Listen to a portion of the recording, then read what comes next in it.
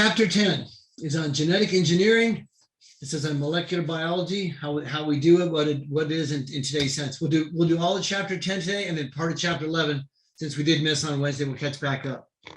All right, so we talked about DNA last time, the different pairs and different bases, adenine pairs with thymine, guanine pairs with cytosine.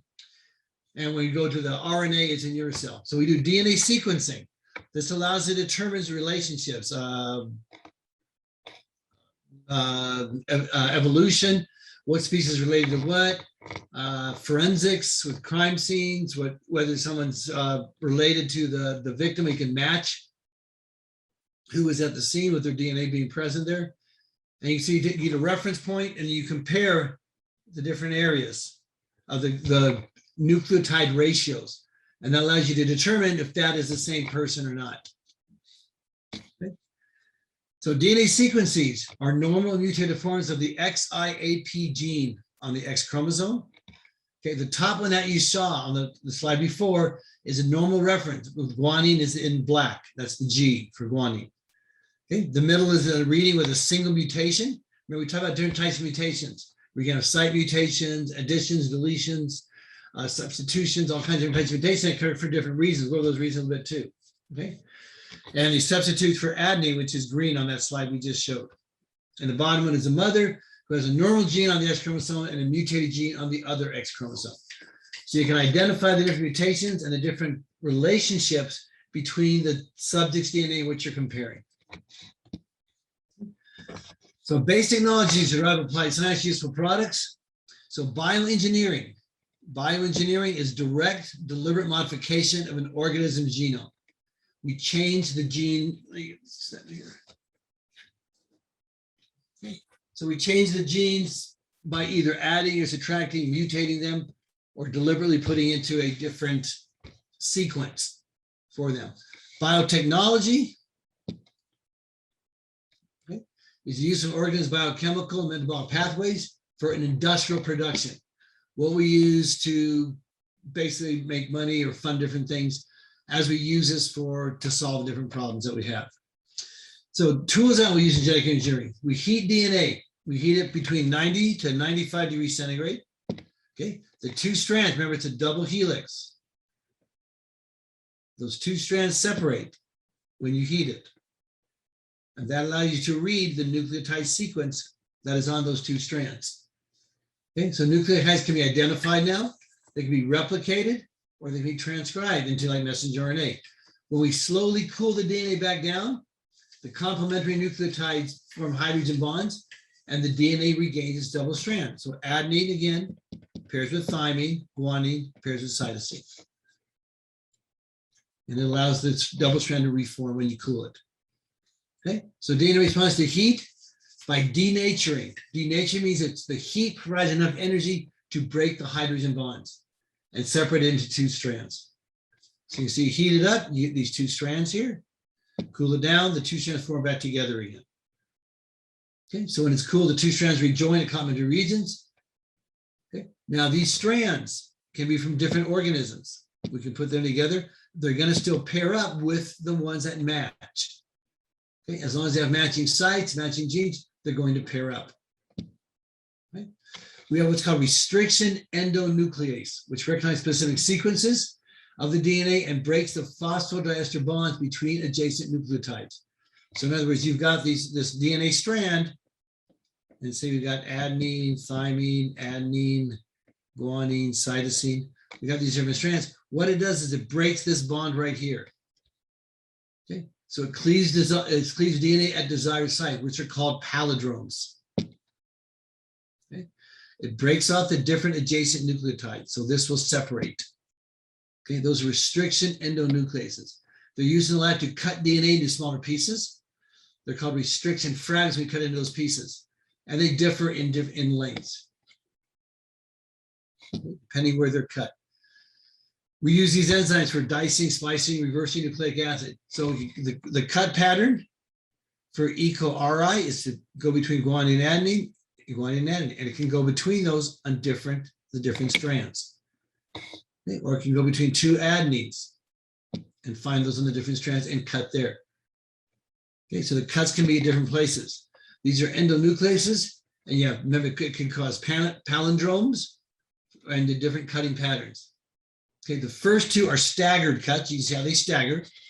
And the third was called a blunt cut. It's a straight line. Ligase. Ligase is to bring together. Nucleases are to cut. Ligase is essentially to rejoin the phosphate sugar bonds cut by the endonucleases. So the endonucleases cut it. The ligases bring it back together. And it joins that phosphate sugar back. Remember, the backbone of DNA of each strand is a sugar group and a phosphate group. Phosphate group, sugar, phosphate, sugar. And attached to the sugar is your base, your adenine, guanine, thymine, etc. Okay, so we splice this back together in these areas with the use of ligase. Okay, we use that for splicing genes into plasmid. Remember, plasmid is just a circular piece of DNA found inside a bacteria. That's your plasmid. And we can splice genes into that. We'll open that up, and we can duplicate that gene over and over as bacteria replicate, because they're going to copy that same gene over and over again. And that's how we use it commercially. Okay, restriction endonucleases. You can see this is the side of the cut right here. So it cuts this right here, cuts this right here. And you have sticky ends, and you can take a DNA from a different organism and stick it with these ligases into this plasmid. And then the end result is a new gene we put inside a plasmid. So now bacteria, which replicate at a tremendously faster pace than we do, they replicate every 10 minutes, every 10 seconds, every 10 hours, whatever the bacteria is or microorganism is, they replicate extremely quickly. So we can make a lot of this gene in a very short amount of time, much quicker than before. So the action of the restriction endonucleases. So restriction endonuclease recognizes and cleaves DNA at the site of a specific palindromic sequence, okay? Whether it's between guanine and cytosine or adenine and adenine, okay? And it can click as a blunt cut or a staggered cut. Cleavage usually produces staggered tail ends that are called the sticky ends, okay? That accept complementary tails that we can use for gene splicing to put in the gene, because they know the sticky ends that are opened up, and we can splice a gene in there. Okay, the palindrome is cut by ACI. Okay, the sticky ends can be used to join DNA from different organisms by cutting it with the same restriction enzyme. So we have a sticky end and a sticky end, and we can join those together. We just use the same DNA restriction endonuclease to cut it. So the sticky ends will match up. Okay. So reverse transcriptase is going in the opposite direction. We can make a DNA copy of RNA, and can be made from messenger RNA, transfer RNA, or ribosomal RNA. So reverse transcriptase is the making of DNA from RNA, exact opposite of what's usually done. So this means we can make eukaryotic genes from a messenger RNA transcript and free of the introns. Remember, the introns were made in the gene and they were cut out. The exons and the introns were cut off, the exons were stuck together, and it made our active functioning messenger RNA that made the code for the protein. Okay, we go from that code, that messenger RNA, the exons are already cut out. Okay, and the exons already joined together, introns already cut out. So when we make our DNA, it's got the complete functional gene. We don't have to worry about the introns. So here's your normal set. This is your DNA, and we code it into messenger RNA. And we have these exons and introns. These introns are cut out and it's put together. And this is our messenger RNA. Messenger RNA goes to the ribosomes and makes our proteins. Now we reverse transcriptase. We take our messenger RNA that we have, and we use reverse transcriptase to make a DNA strand, and then we double up.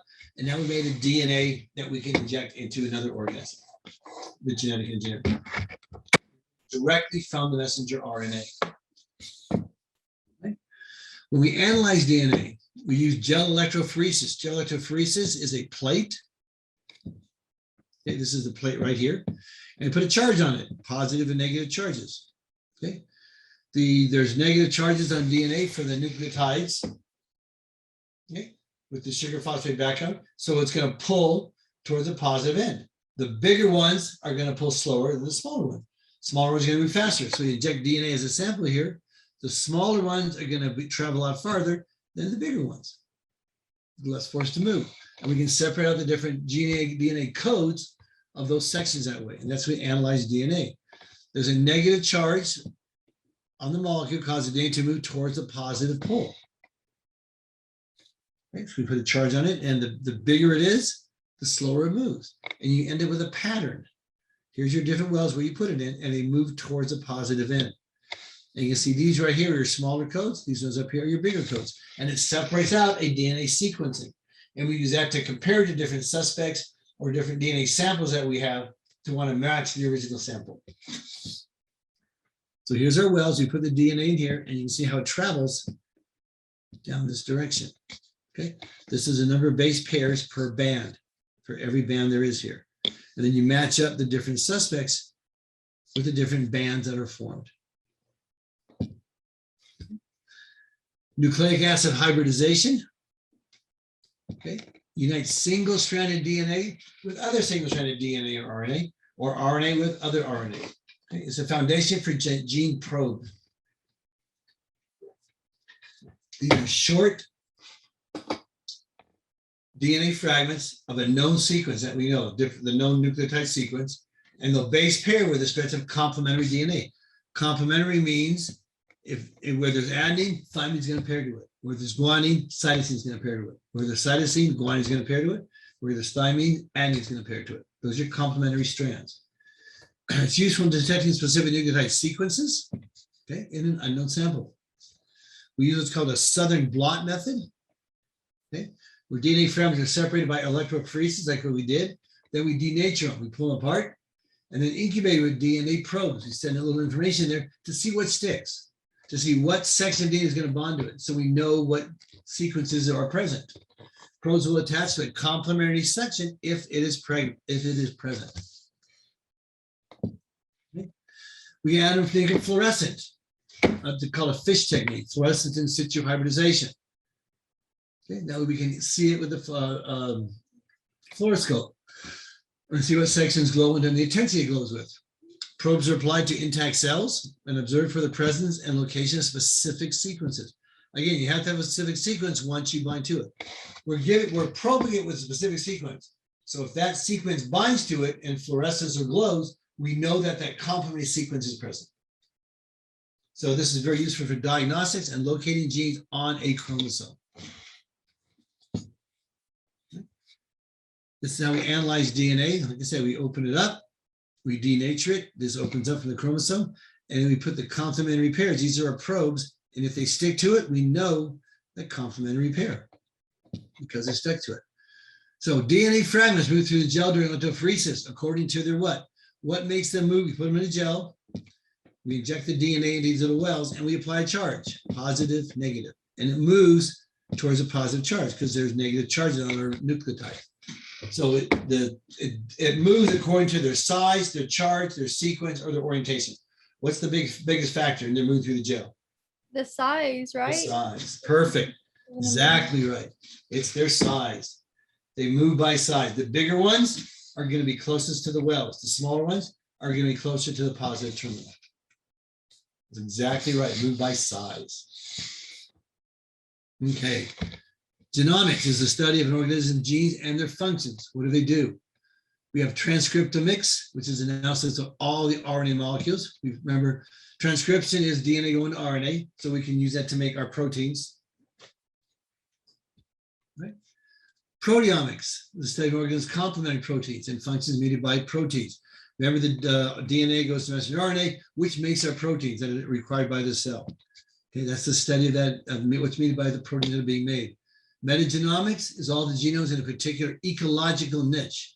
So the area where the organism is, the DNA and the genes that are present in that area.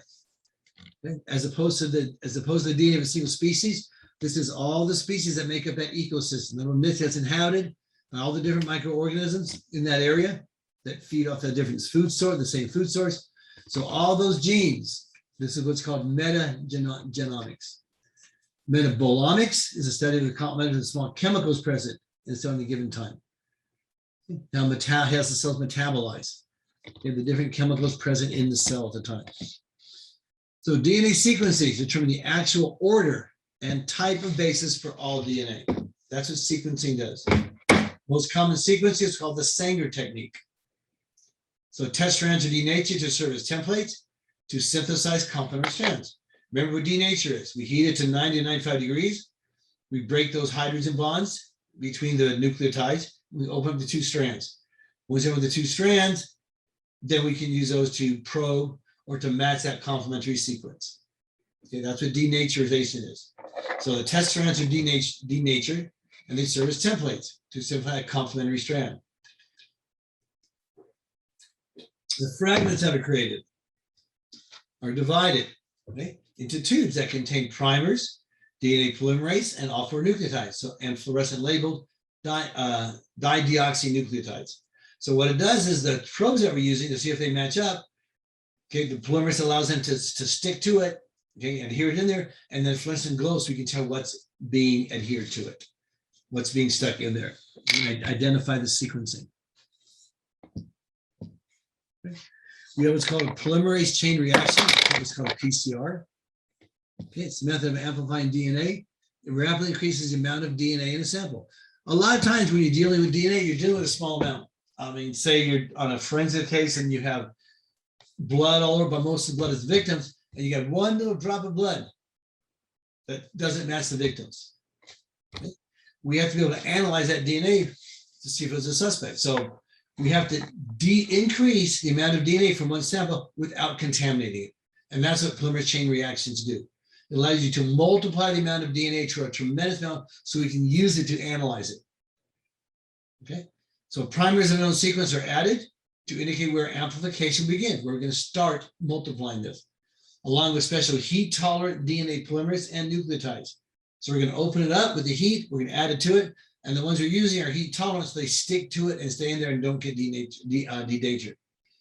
Repeatedly cycle through denaturization, priming, and extension. So we denature it, open it up, we prime it by letting the sticky ends come together, and then it comes in and makes an extension as it adds to it.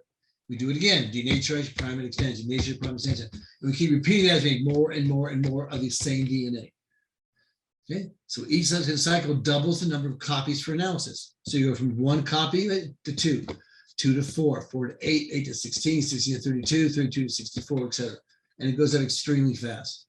So it's essential in gene mapping, instead of genetic defects in cancer, forensics, taxonomy, and evolutionary studies. We do that all the time with all those. It increases the amount of DNA from a small sample size that we may have, and increases it so we can use it to study it. And we can use it for cancer research, forensics, like I said, taxonomy, and evolutionary studies.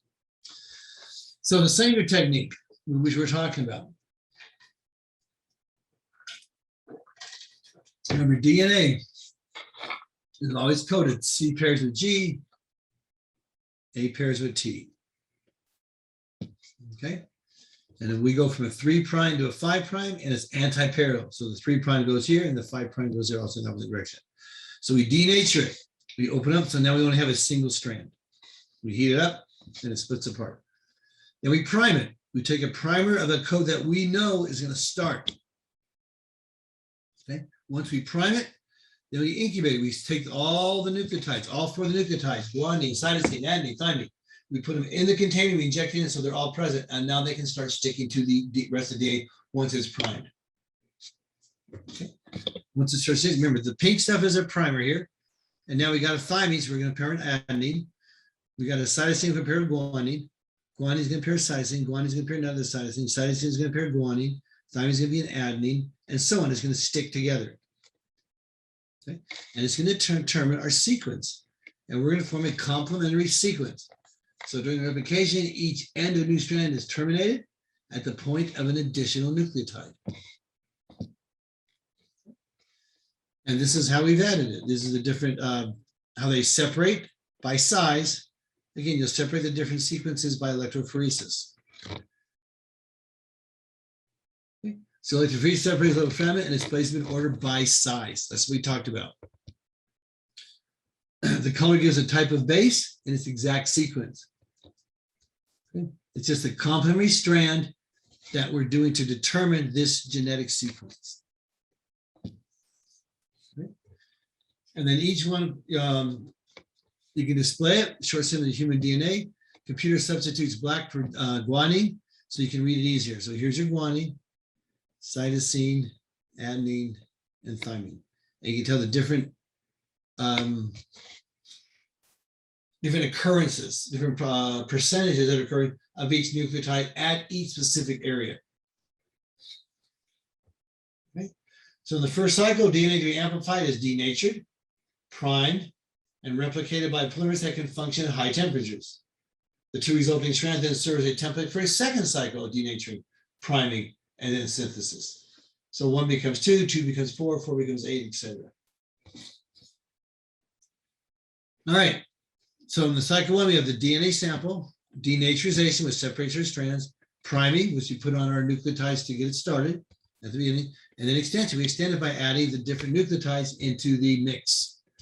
We use a heat-stable DNA polymerase, synthesizes the complementary strands. The DNA polymerase is what adds the nucleotides back to the DNA chain. And this is a complementary strand. It's the opposing one of adenine binding to thymine, guanine binding to cytosine. This PCR can continue. This just shows you what we've done. Is your segment of DNA which you want to multiply. You denature it. You take it, you add your primer. Once you add your primer, you put in DNA polymerase that are heat insensitive. Okay, and then the ribosome comes along and it starts to make and polymerize, synthesize a complementary DNA strand. Okay. Once you got your DNA strand, so this is your new strand here, you heat it up again, open it back up, and do the same thing again, prime it, and then make a new copy of it. And we get more and more of these copies of this DNA by doing this polymerase chain reaction. Okay. So after 6, so we said 1 fragment goes to 2, 2 goes to 4, 4 goes to 8, 16, 32, 64, 128, 256, etc. It just keeps doubling over and over. And then you can produce millions of identical DNA molecules from just a single one. So from a very small sample size with this polymerase chain reaction, we can produce a tremendous amount of DNA, of the exact same DNA. So we can use it to analyze in a crime lab. We can use it to determine evolutionary traits. We can use it for comparing the different DNA of different organisms in our studies. Okay. And recombinant DNA technology. This is intentionally removing genetic material from one organism and combining it with a different one. So we take DNA from one organism and we put in another one. Perfect example we do with cows. We take human DNA for insulin, put it in a cow, we get bovine insulin that gets made in from insulin. Nowadays we do it with viruses because it's much more effective than with cows because viruses have a much faster lifestyle and microbes have a much faster lifestyle, turnover rate, a generation than do larger organisms. So the objective of recombinant technology is cloning. Okay.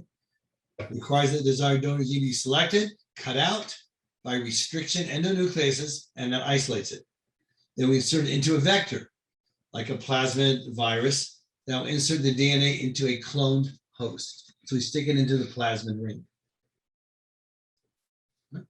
Cloning host is usually bacteria or yeast that can replicate the gene and translate it into a protein product, because bacteria can make it into a protein, and we can use that protein as a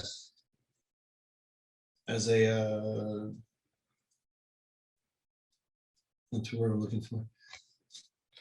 As a profit for making drugs. We made the drug extremely fast, and it's exactly that we need. Okay. So this is genetic engineering here. We take the cell, we take out the DNA, we take the DNA from this cell, say it's the gene for insulin, and we stick it in the plasmid ring. Plasmid ring gets injected back into the bacteria, and now we've got this gene right here that codes for insulin. Okay. And the bacteria, every bacteria that's a daughter cell from there on makes that gene, and then we can code and we can isolate the insulin that's being released from that gene. We can treat diseases that way. If someone's missing a certain factor, a blood clotting factor, we can take that factor from a healthy person, clone it into a plasmid, inject that plasmid into a cell, it gets incorporated into the DNA. Every time that cell divides, it makes this proteins, and now the patient has these proteins that they can use to overcome the disease. That's where genetic engineering is heading. So the different cloning vectors that we can use, They have to be capable of carrying a significant piece of donor DNA. We have to get that DNA in there, and it has to be enough to make the protein from that gene. Okay, they must be accepted by the cloning host. Plasmids, like you said, plasmid is small, well characterized, easy to manipulate, and you transfer it into appropriate host cells through transformation. Okay. Bacteriophages or phages are viral particles. They have the ability to inject their DNA into a bacterial host through transduction. Remember the cell was here and the little virus would land on it. My pictures aren't that great.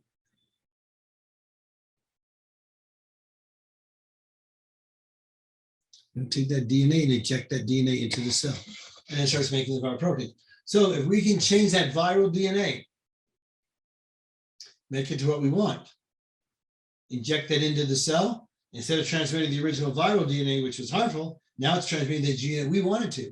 And it's going to make tons and tons and tons of that protein that we can use. Okay, so what we need to consider and do with these vectors is the origin of replication. Okay. So it will be replicated in the cloning test. We have to make sure that it gets into the DNA of the host cell. And then once it's in there, it's going to go to every generation. It's going to be replicated and distributed to every daughter cell. Vector must accept DNA of the desired size of the gene. How the length of the gene has to be determined. And it has to accept that size. And vectors typically contain a gene that confers drug resistance to your cloning host. So you don't get this resistance to the drug that we're putting in. So we're not going to kill the host cell. So those are the different considerations. This is how the different types of vectors attach in to our plasma. Okay, so desirable features in microbial cloning host. So what do you want the host cell, the ones you're injecting the virus or injecting the bacteria, the DNA into? You want a fast growth rate. You want to be able to produce a lot of it. You want large quantities. Okay, non-pathogenic, very important. You want it to be non-harming to the host cell. So you want what's injected into there to produce a non-pathogenic protein. Genome has to be well delineated, has to be mapped so we know exactly where it is, where we can cut it, where we can insert it. Capable of accepting plasmids or bacteria vector. So plasmids or viruses. Because plasmids is a little circular ring inside bacteria, and viruses inject their own single strand or double strand of DNA into its spinocyte. Maintains foreign genes through multiple generations. That gene keeps going over and over and over again, keeps getting passed on. Will secrete a high yield of the proteins from the expressed foreign genes, the genes we put into it. We take our chromosome, we cut it, we use our DNA polymerases to stick back together, the sticky ends. So now we got a vector here, which is our plasmid, it has sticky ends. And we can put our cut gene into that on our primed ends, so it can be incorporated into the plasmid, into our vector. Okay, same thing again, inside the cell, okay, or in the lab. Okay, we use it to isolate it and record, create that protein that we need. Okay. The donor gene, described. This is our cloning vector. It goes between guanine and adenine. It can close here and you get a clip there. And it's a staggered clip. That's what leaves sticky ends on the plasmid that we're cutting, so it comes together, or on the DNA we're going to insert. Okay, so it cuts it here, so it leaves this as the sticky end. So we get a complementary codon, so it binds together. So complementary ends are bound by ligases into a single recombinant plasma. So at the end of it, we have this circular region that is completely intact. There are no more breaks there. Okay, and then we get transformation. Recombinant plasma is introduced into a competent cloning host bacteria. Cultures are grown on media that select only the clones that are antibiotic resistant and carry the donor gene. Okay, so recombinant isolates are grown in culture to increase their number. That's why we're doing it. Every cell now contains a replicated plasmid carrying the donor gene because we injected it into that plasmid ring. Recombinant cells are introduced to transcribe and translate the donor genes to make proteins. All those do is transcribe that information to our messenger RNA, And then we use the ribosomes of the cell to make proteins from that messenger RNA. This yields a protein product, which can be covered and purified, and then we can use it as a commercial endeavor. Okay, so here we have our bacteria carrying our plasma genes. And we can culture it. We have the pure bacteria containing our clone gene. So which of the following statements about restriction enzymes is true?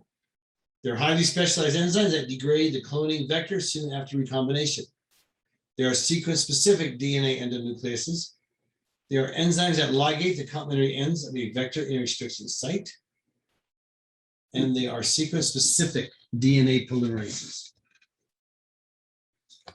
Okay, so let's look at these. And if you want, okay. So which one of these statements is true? Okay, they're highly specialized enzymes. They don't degrade the cloning. So they don't degrade your cloning vector after recombination to keep it going. They're specific sequences, sequence specific. You have that primer, it has to be exactly specific. Adenine pairs with thymine, guanine pairs with cytosine. Ligate the combination of restriction site. They don't tie the ends together. And specific DNA polymerases. Okay. DNA polymerases bind any of the sequences. So it should be B. Following statements about restriction enzymes, they're sequence-specific DNA endonucleases. Okay. In other words, they bind to a specific sequence of their nucleotides. Okay. And they use DNA and that was cut by the endonucleases, DNA endonucleases. Protein products, recombinant DNA. That's why we do this. Recombinant DNA we use to make proteins. And we use it to make insulin for diabetes. Okay. Human growth hormones for dwarfism. Erythropoietin counteracts anemia.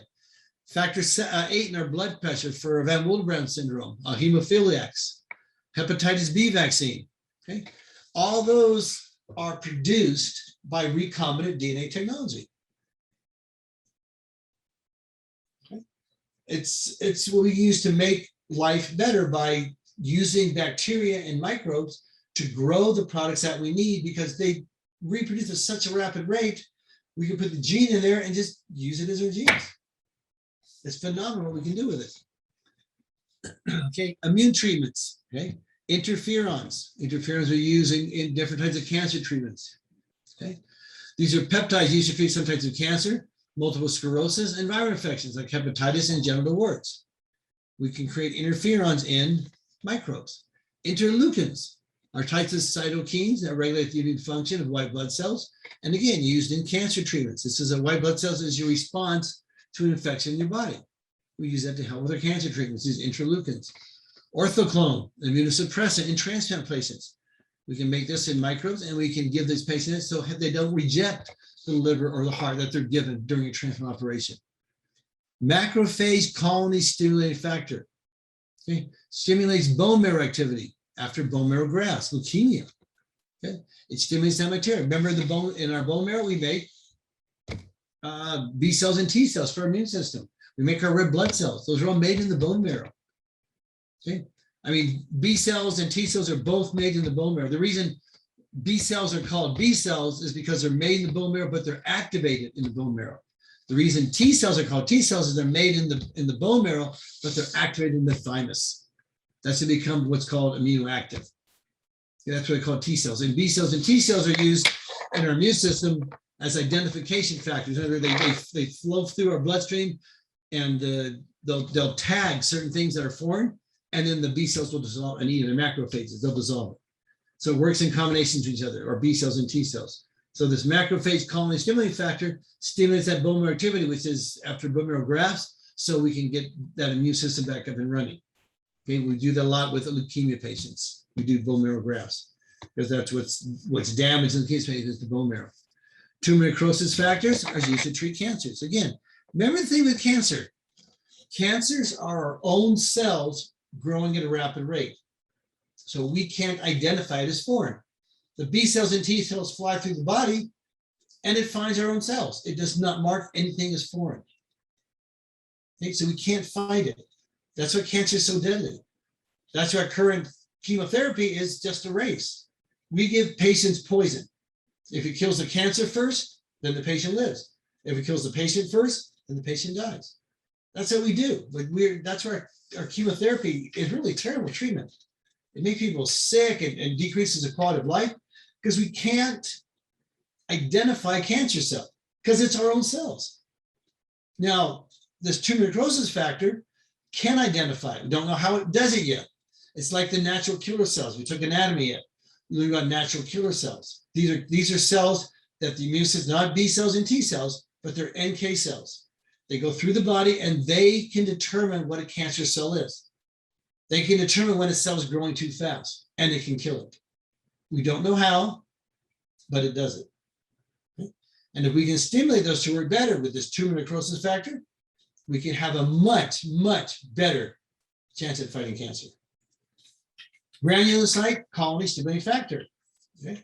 Develop treating cancer patients suffering from low neutrophil counts. When we have cancer patients, we destroy their bodies. We deplete all kinds of things.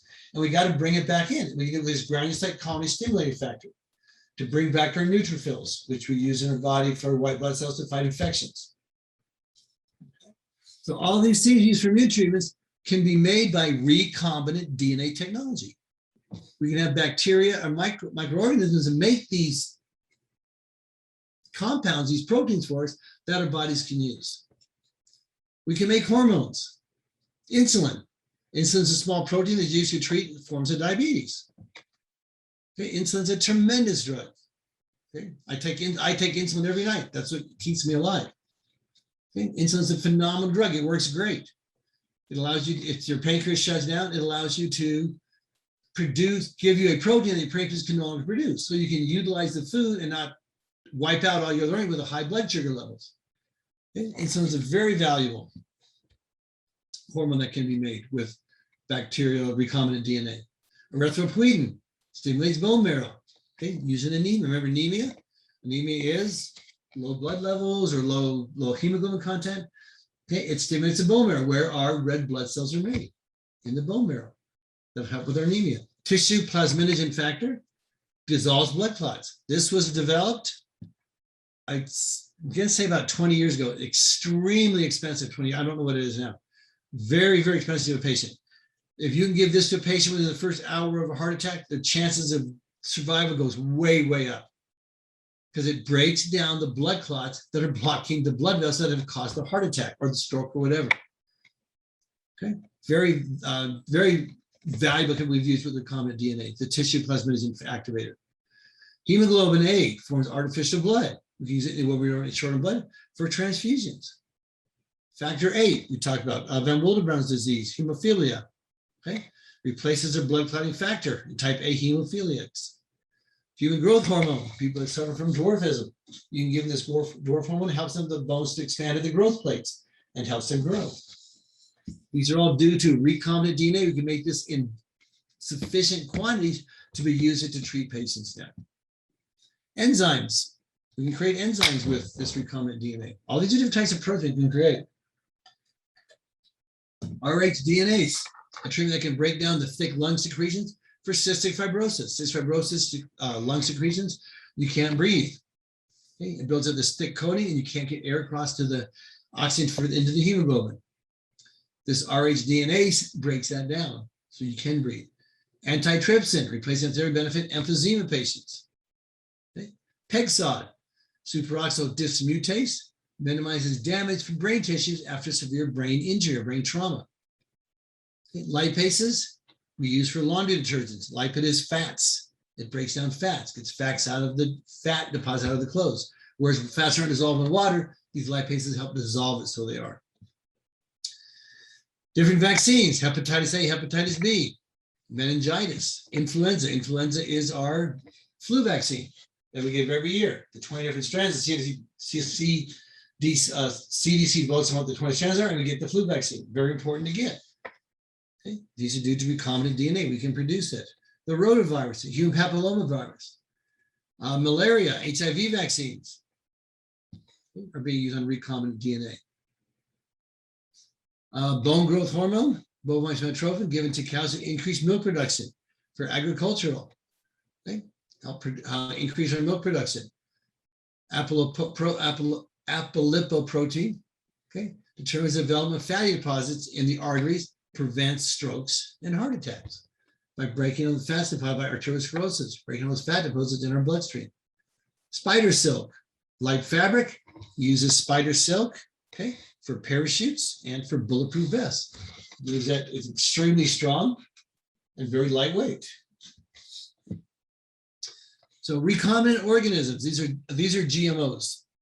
You see a lot of protesters against GMOs, genetically modified organisms. Nobody eats GMOs, nobody wants GMOs, but when you look at it, we've got a planet with a lot of people on it. We don't produce enough food. If we can modify rice to be more nutritious and to grow at a faster rate with the same resources, it's going to help a lot of people. That's a genetically modified organism. Okay, so this recombinant organisms produced through the introduction of foreign genes are called genetically modified organisms, GMOs. Okay, recombinant microbes, modified bacteria or viruses, and multicellular organisms, transgenic plants and animals that we have modified. We modify salmon to be more hardy so they don't die off as easily swimming upstream.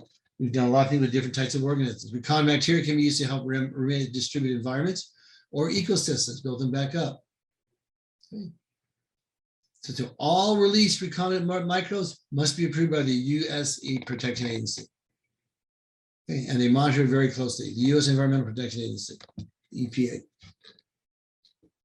All right. Oncolytic adenovirus have been altered so that their host range consists of cell-produced cancer-specific proteins to lyse and kill cancer cells.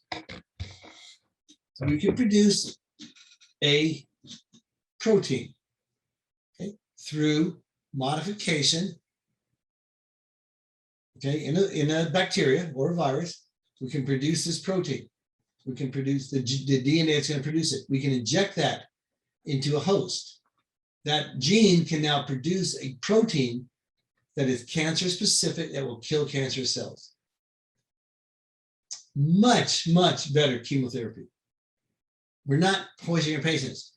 We're taking a gene. We have a gene sequence here that produces a certain protein.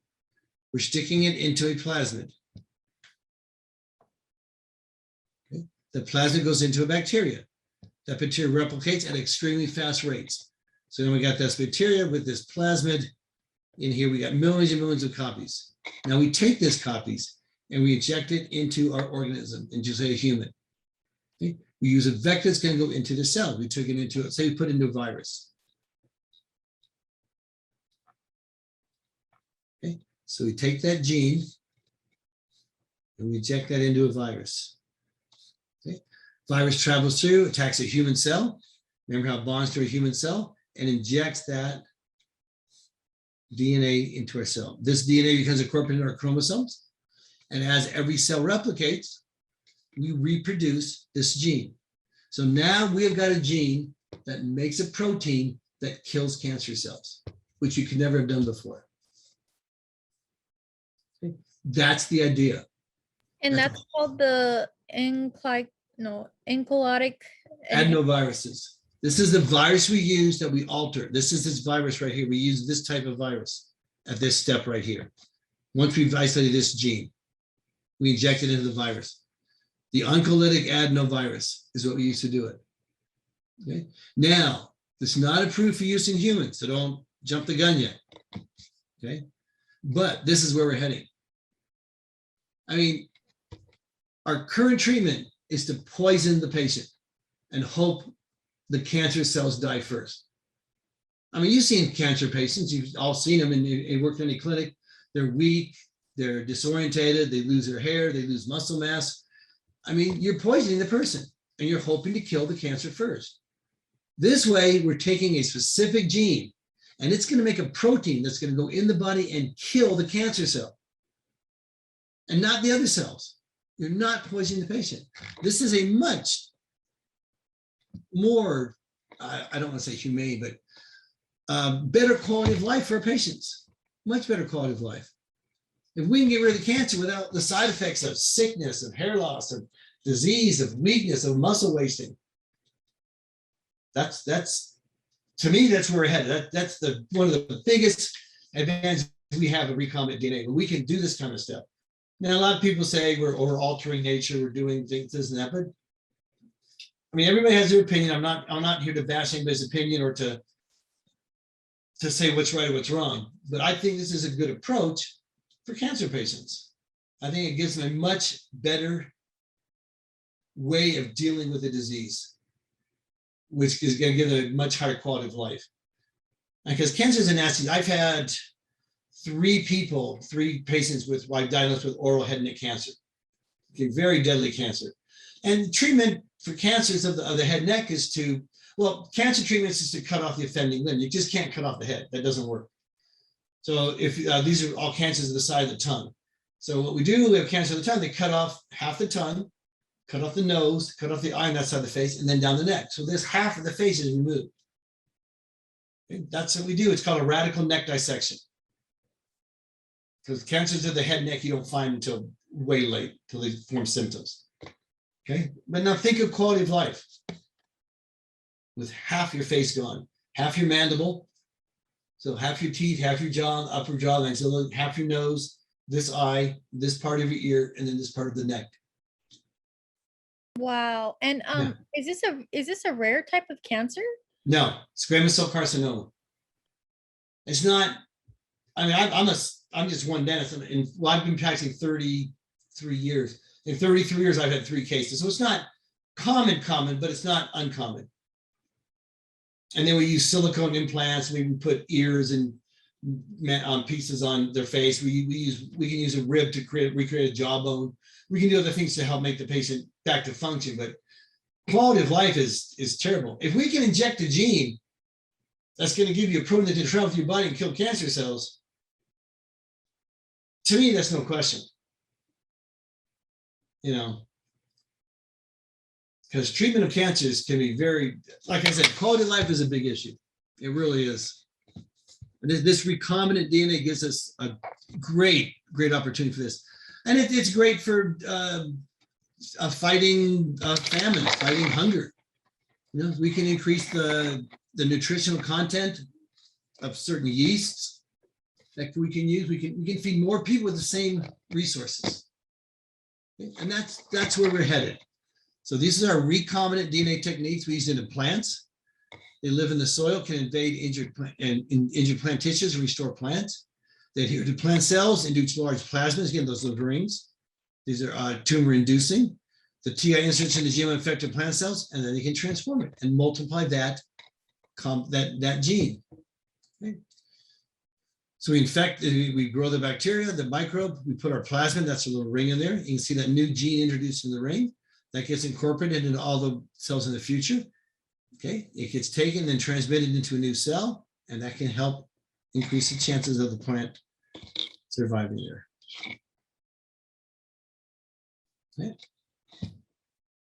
So the large plasmid was the TI bacterium, can be used as a cloning vector. Okay, for foreign genes that we talked about, code for either herbicide or disease resistant. So we can inject things into our plants and our food supply, these plasmid rings, that makes them resistant to different things that destroy them, the herbicides or different diseases.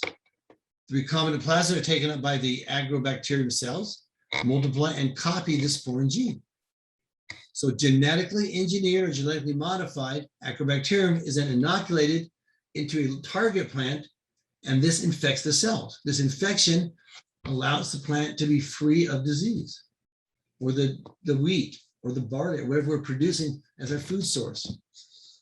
Okay, so the bacterium fuses with the plant cell wall, and the plasmid is injected into it, the plasmid end. Remember, the plasmid is that circular DNA.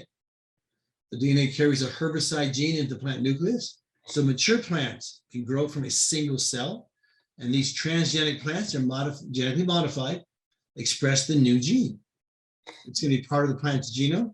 It will be transmitted to the offspring in the seeds of every other plant. So we're making a group or a crop of plants that are herbicides and not affected by the different diseases of the normal plant. Right? And this is just a summary of what we can do, of what we have done. Cherry tomatoes. Okay. We can inject into those and produce normal and greatly increased nutritional value. Okay. Wheat, golden rice, soybeans, peanuts, bananas, plums.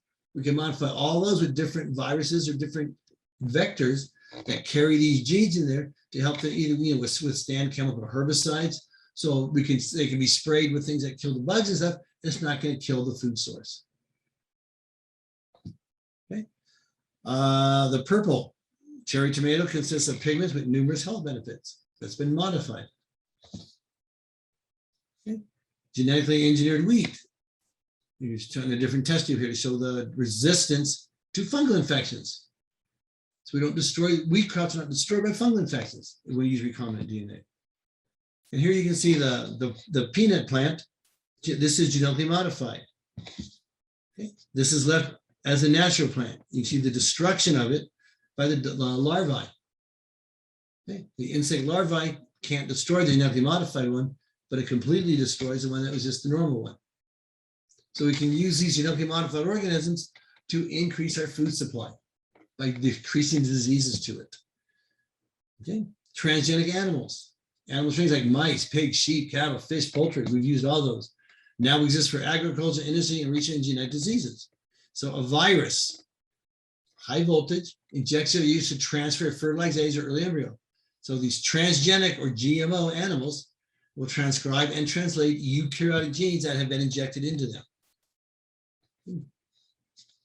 Again, this is how we did it with the DNA, went to messenger RNA, removed the introns, and then it went to messenger RNA, and it goes to make our protein. So we take this messenger RNA and we reverse engineer it, reverse transcript it. We go backwards to make our DNA using our primer, DNA polymerase, our primer, and then our nucleotide sequencing to form a complementary strand.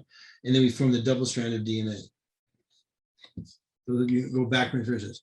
So transgenic animals designed to study human genetic diseases. Mouse models are used for not cerebral palsy, cystic fibrosis, okay? Alzheimer's, sickle cell anemia can all be modified. Okay, we can use these modifications through the plasmids and modify the genes that control them. Sheep or goats manufacture proteins, and then when they excrete them, we can use those proteins. CRISPR maintains a method to create mouse models for human diseases. Okay. And these are the different things that we've used. Pig factors here, sheep, rabbit, cow, human, makes human albumin, goat tissue plasmid activation factor, antithrombogen from the goat, alpha and antitrypsin from sheep. We use the different animals to make different proteins we can use in humans to fight different diseases. Okay. Malaria resistance for mosquitoes. Let's see, mice, tropical fish, monkey research, cats and dogs, hypoallergenic. Okay, salmon for farmed fish we can have. What we use, we genetically modify salmon to increase their growth rate. Okay, they grow tremendously larger. We can have more meat from them, feed more people. Cows can produce more milk. Same composition as human breast milk. Okay. But we can increase the amount of milk production through these genetic modifications. Okay. So some of these genetically modified salmon grow 2 times faster than regular salmon. They double their sizes.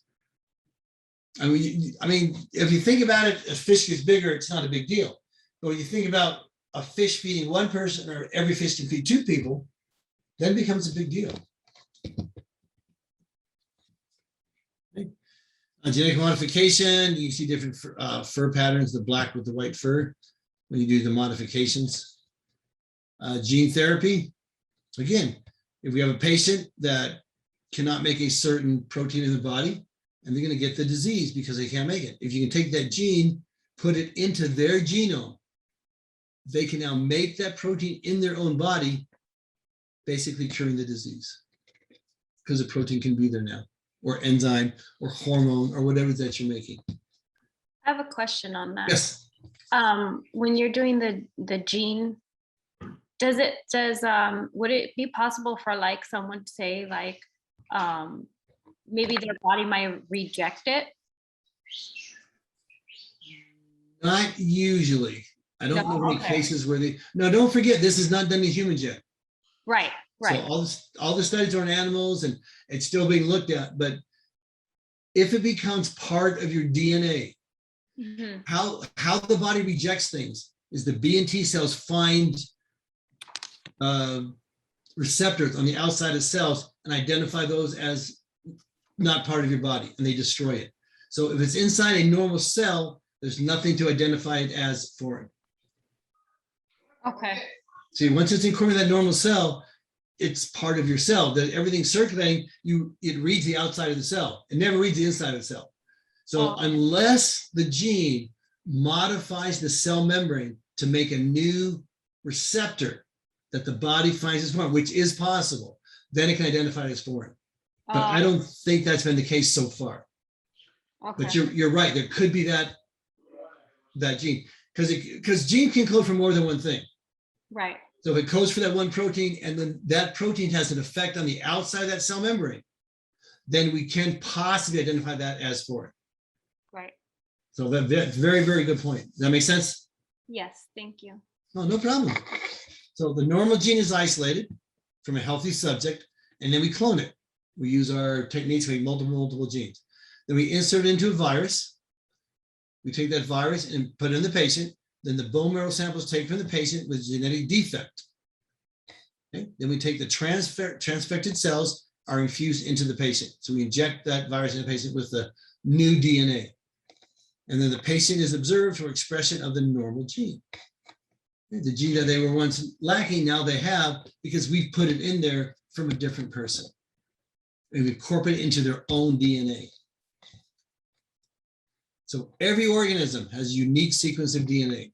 We can use that in evolutionary identifications. Genetic variations, polymorphisms, different expressions of those genes will vary even among close relatives, except identical twins. Identical twins, there's no variations. They're going to be the same. We use PCR to amplification to make more and more DNA to increase the number of gene copies. Electrophoresis separates our DNA fragments by size because they move towards a positive pole.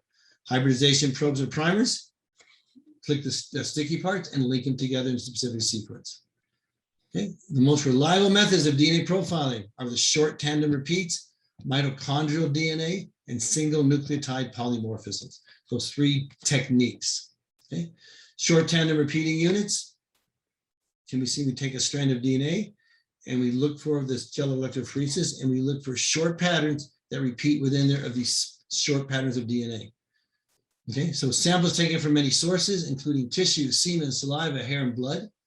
So the nuclear DNA is isolated and run through a amplification process we talked about when 1 goes to 2, 2 goes to 4, 4 goes to 8, to produce large numbers of selected DNA fragments. During this posit, we use specific primers and probes with fluorescent dyes so they can be easily identified. So we know we can identify the sequencing of that DNA. Close-up of tagged DNA, the fluorescent primers are specific to known short tandem repeating sequences that have been associated with the human genome. So we can identify that type of DNA. They would take samples of that amplified tagged DNA. We tag it because now it glows in the dark. It's fluorescent. We put it into a capillary tube, electrophoresis system. As each band migrates through a laser detector, its fluorescent code is scanned. Sends a signal to a computer analyzer that displays the identity of each band of what is a genetic code. Okay. The pattern reads out as a series of colored peaks. Okay. The color position of the peaks indicates a specific short tandem repeating section. The height of the peaks indicate the amount of DNA in that section. The red peaks are standard to verify the accuracy of the result. So 3 profiles are shown on the next of the slides, on the slide beforehand. Here's your 3 profiles. Okay. Right here, you see the different colors. You see the different peaks and where some are present and some are not present. Okay, so you can see the differences between the DNA samples. Okay. So we further down to compare the results, you compare the odds that one suspect is the source of the evidence. And you can compare the different short tandem repeating units and see if that matches the DNA of the suspect. Most frequent uses of DNA profiling are in forensics. We use it all the time in forensics. Identifying missing persons. Okay. Detecting genetic diseases, what proteins are missing, what genes are missing. Determining parentage, who belongs to who. Analyzing family trees, humans and animals. Tracing the lineage of organisms, identifying microorganisms. by their DNA sequencing. Okay. Mitochondrial DNA is the newest type. Okay. It's highly conserved. Well, mitochondria is highly conserved in evolution, does not change over the period of time. Mitochondria were thought to inhabit different organisms as an individual, as a symbiotic relation or parasite at first, and they got incorporated into the organism. So their DNA does not change that often. So it's been very, very stable. With unique variations used to identify humans, plants, animals to levels of species, and even different individuals. We can use mitochondrial DNA to identify. It's like a bit better than a fingerprint, because even fossilized or ancient mitochondrial DNA can remain partially intact.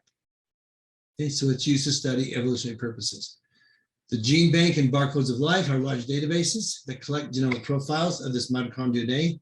Okay, thousands of species, plants, animals, and fungi are used to identify by this mitochondrial DNA. So the genome analysis, we use single nucleotide polymorphisms. Okay, about 10 million times among a person's 3.2 million base pairs. The single base differences at random sites throughout the chromosome, both in genes and in our non-coding DNA. Remember, most of DNA is non-coding.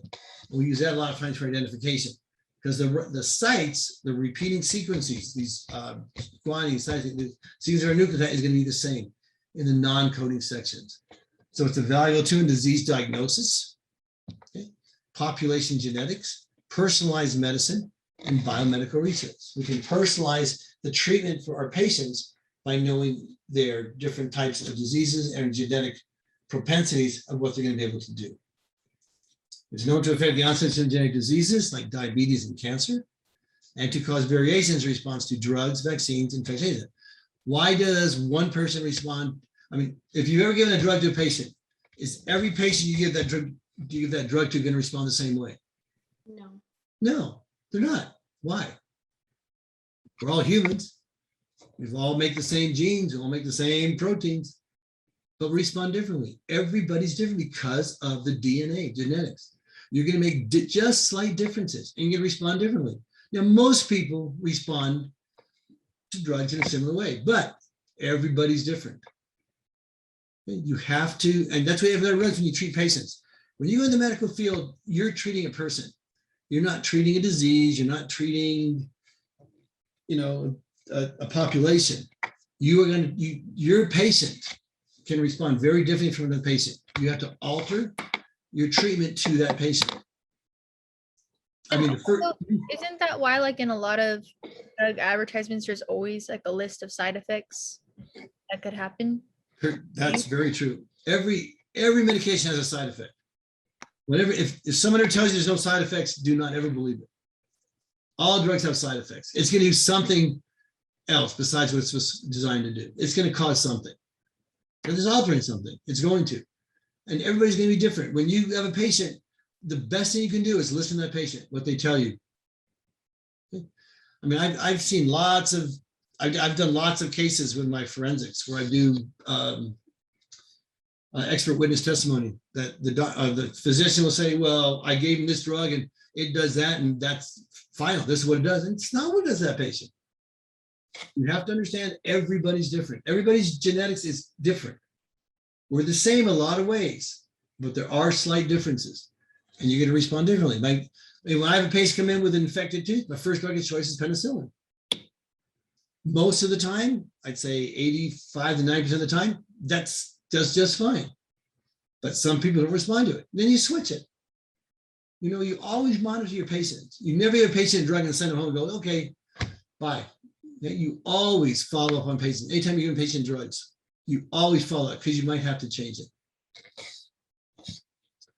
Microarray analysis. An array is a mathematical sequence of numbers, like a tic-tac-toe field. And they're different arrays or series of numbers. And it gives you probability of different things occurring. So you track the expression of thousands of genes in a single cell in a single experiment. It identifies treatments for disease based on genetic profile of the disease. This is an individualized response. This is where we're headed. We take these microarrays, there's all these different cell treatments, thousands of them. Okay, we take the disease, we take genetics, and we use the medications to combat the disease for that patient's genetic profile. Okay? That way we're designing a treatment specific for that patient. which is really cool.